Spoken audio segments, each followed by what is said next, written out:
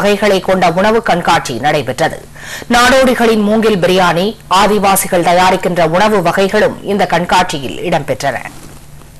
சேலத்தில் தனியார் சமையல் கலை கல்லூரி சார்பில் மாணவ மாணவியரின் திறனை வெளிப்படுத்தும் விதத்தில் பல்வேறு மாநிலங்களின் விதவிதமான பாரம்பரிய சுகாதார முறையிலான உணவு வகைகளை கொண்ட கண்காட்சி நடத்தப்பட்டது. இதில் சுமார் 600க்கும் மேற்பட்ட உணவு வகைகள் இடம்பெற்றிருந்தன. குறிப்பாக தமிழ்நாடு, ஆந்திரா, கேரளா, கர்நாடகா, காஷ்மீர், மேற்கு வங்காளம் போன்ற பல்வேறு மாநிலங்களின் பாரம்பரிய உணவு வகைகள் சாப்பாட்டு பிரியர்களை பெரிதும் கவர்ந்தது.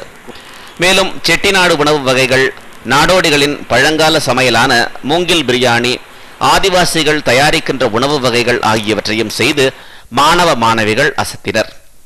மேலை நாட்டு உணவு வகைகளும் இடம்பெறச் செய்திருந்தனர்.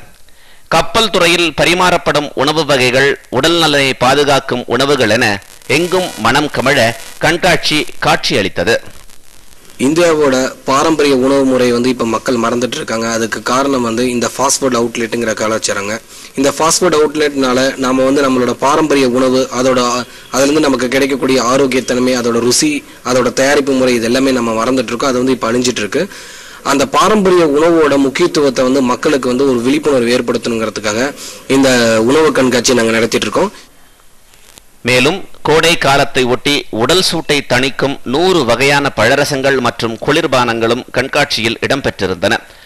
இந்த உணவு கண்காட்சி சாப்பாட்டு பிரியர்களை வெகுவாக கவர்ந்தது.